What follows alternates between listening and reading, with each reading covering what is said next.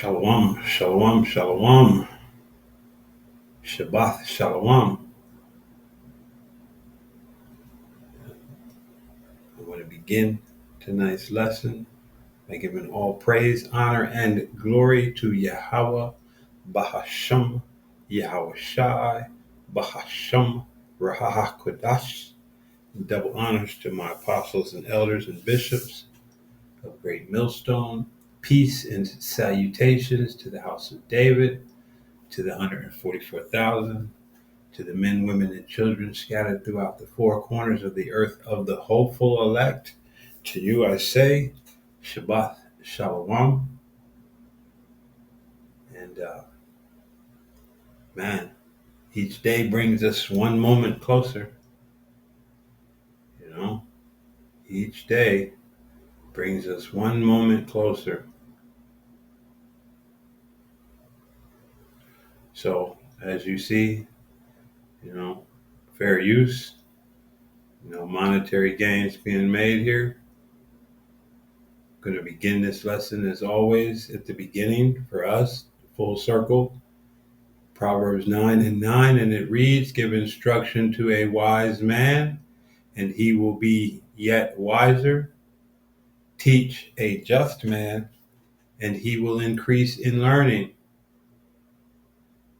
All of this is made possible through the fear of Yahweh Bahasham Yahweh Shai is the beginning of wisdom, and the knowledge of the holy is understanding. With that in mind, let's get right into it. This is Proverbs 17, and it reads, whoso rewardeth evil for good, evil shall not depart from his house. And Esau Edom has been the epitome of rewarding evil for good. When he came to this land and he couldn't get his head out of his rectum, it was the indigenous man who helped him, stood him on his feet, cleaned him up, got him together. And what did he do? He rewarded him evil for good. What did he do with Jake? He went over to the shores of South Africa, where Jake had migrated to, and between Ishmael and the Hamites, he rounded Jake up. We done him no good. We done him no evil. We done him no harm. We done him no foul. But what did he do? He rewarded evil for good. And now, now he's he's slowly but surely coming down. Now that he has soaked the world in blood, you know,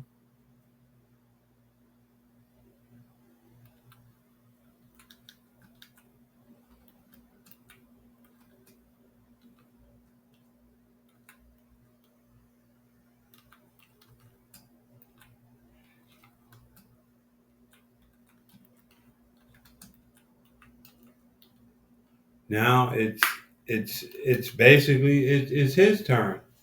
You know, now that he is has left the whole world in a bloody state. Now it is time for him to reap what he's sown. And what has he sown? Well, I mean, everyone knows what Esau Edom has sown, and continues. This is not a new thing. This is not something where he's just now coming into terms and figuring out who he is and what he's capable of. No, this devil has, man, he's been at this thing since his father Isaac gave him the blessing.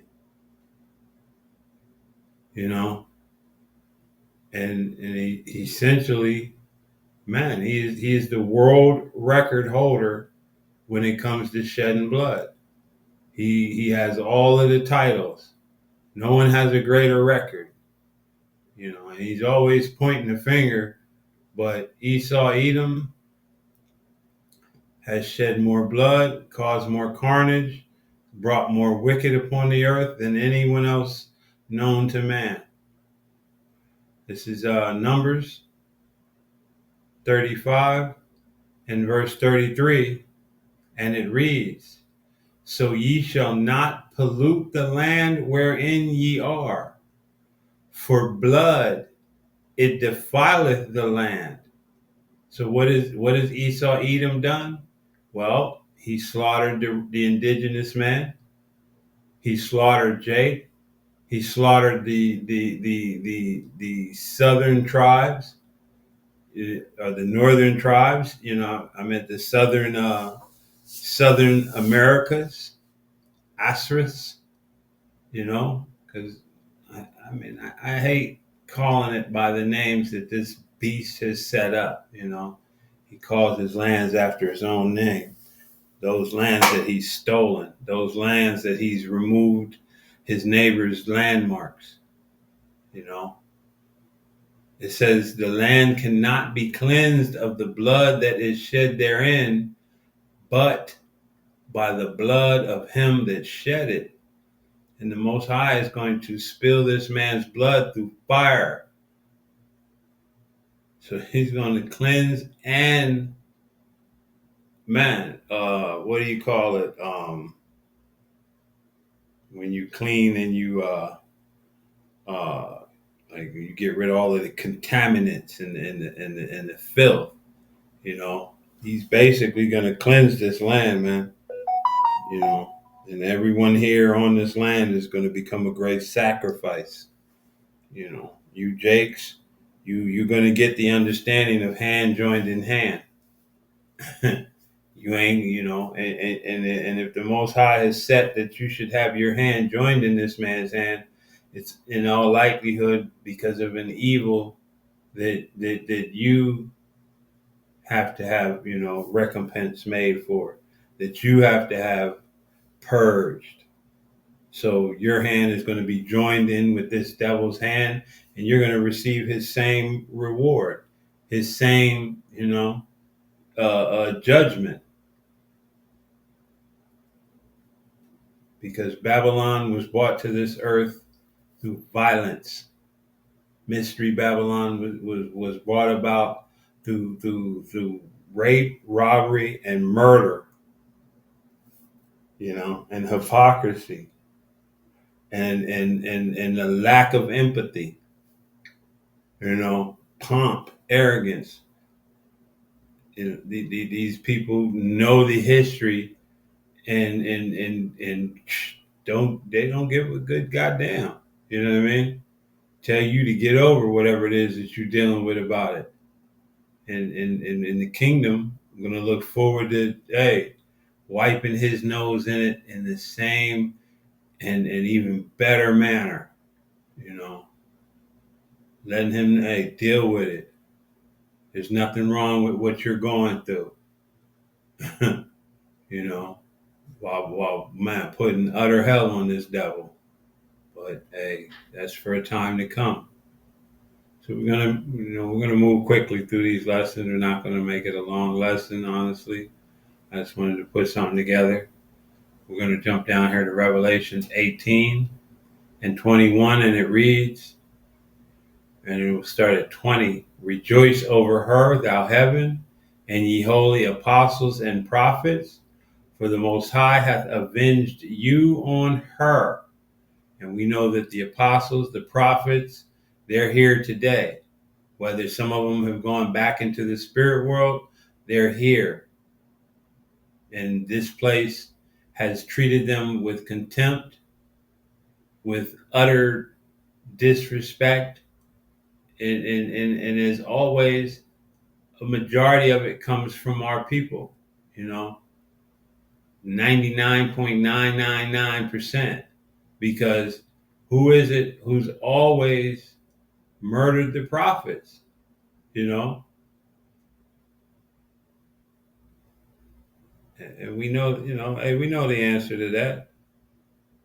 Scripture says, hey, so they may come upon you from the righteous blood of Abel to it was Zechariah whom he slew between the temple and the altar, roughly paraphrasing. But always it's been Israel, you know. Always it's been Israel that has killed the prophets.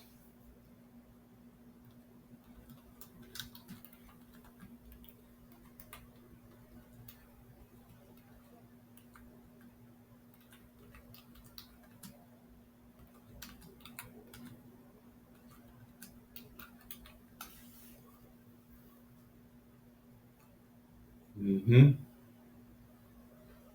Yeah, gonna get it because I quoted it. Well, I did something. I'm not gonna say I quoted it, but it came into my spirit. So I, I, I'm gonna make sure we bring it forth correctly. You know, because that's a Christian thing. They love to misrepresent and misquote, and then stand on what they said like that was actually, gospel. We're not. We're taught everything against that. So this is Matthew 23 and 35, and it reads. It will start at 33, and it reads: "Ye serpents, ye generation of vipers, how can ye escape the damnation of hell?" And hell is the condition, hell is the grave, and we have been in hell, and we are in hell. It says, "Wherefore, behold, I send unto you prophets and wise men and scribes, and some of them ye shall kill and crucify, and some of them shall ye scourge in your synagogues and persecute them from city to city." You Jakes, man, you don't read these scriptures, because if you did, you would consider, you would second guess the positions that you've taken up, but you can't. Verse 35, "That upon you may come all the righteous blood shed upon the earth, from the righteous Abel unto the blood of Zacharias, son of Barachias, whom ye slew between the temple and the altar. Verily I say unto you, all these things shall come upon this generation." So, hey, and we believe that this is that generation. You know what I mean? We believe that, this is that time. We believe that that time, as the apostle has just stated, that we're in the months count now. We're not in yearly count, you know, whether it be 36 or 24, but and I know how that adds, but nevertheless, we're in a monthly count now.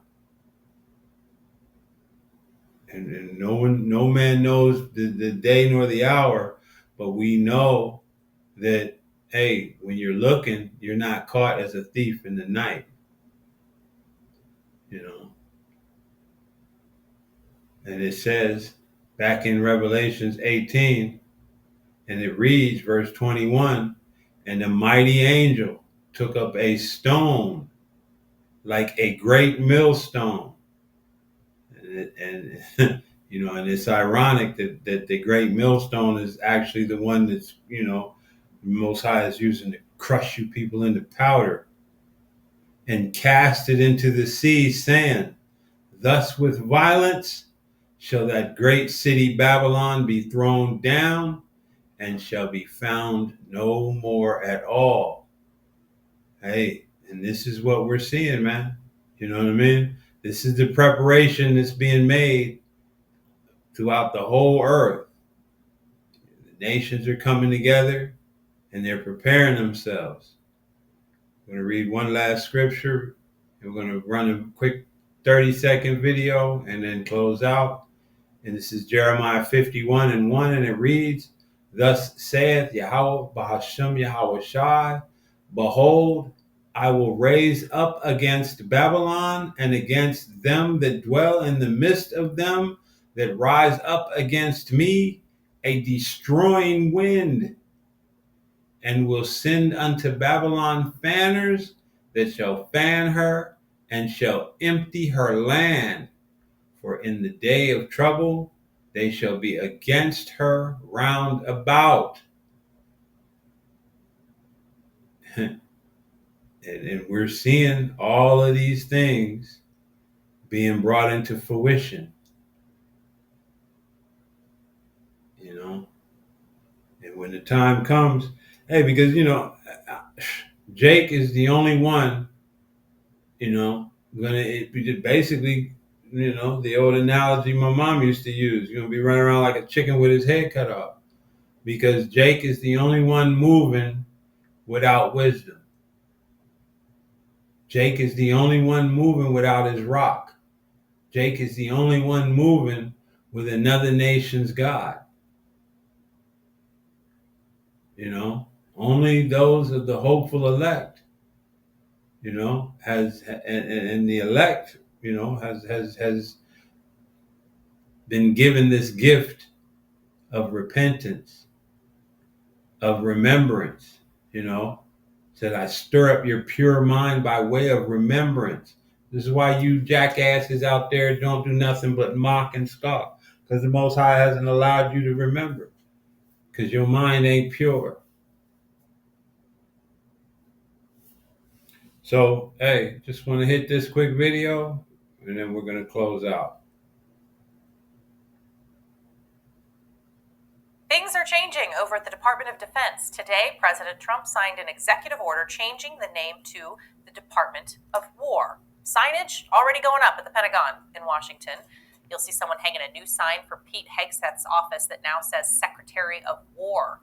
So actually, the department once upon a time did hold this name originally from 1789 until President Truman changed it to the National Military Establishment in 1947, and then it became the Department of Defense in 1949. So, hey, we're moving ever so swiftly. Huh? Okay, let's see. Food number 3 is refried beans. Sure, if you want to make things worse, of course. Tonight we are unpacking a dangerous new... We are moving quickly. So with that, as always, we go full circle, and our circle begins and ends in Ecclesiastes 12:13, and it reads, "Let us hear the conclusion of the whole matter. Fear the Most High and keep his commandments, for this is the whole duty of man." And we understand that is the Israelite man. That's who this whole Bible was talking to. "For the Most High shall bring every work into judgment with every secret thing, whether it be good or whether it be evil." And if you know, because Israel has been scattered into the 4 corners of the earth. And Israel is going to come looking like every nation under heaven. That's why this book went throughout the whole world. That's why the enemy was able to pick this book up. But understanding, like the apostle, understanding wasn't given to these devils, man. You didn't receive the codex. The codex is actually in you. And the Most High activates it.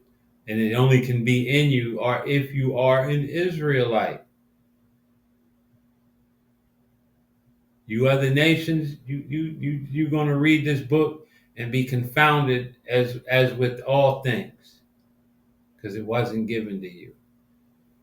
So with that, I want to give all praise, honor, and glory to Yahweh, Bahashem, Yahweh Shai, Bahashem, Raha Kodash, And double honors, as always, to my apostles, elders, and bishops, the leadership of Great Millstone. Peace and salutations to the house of David, to the 144,000, and to the men, women, and children scattered throughout the four corners of the earth of the hopeful elect. To you, I say Shalom, Shabbat Shalom.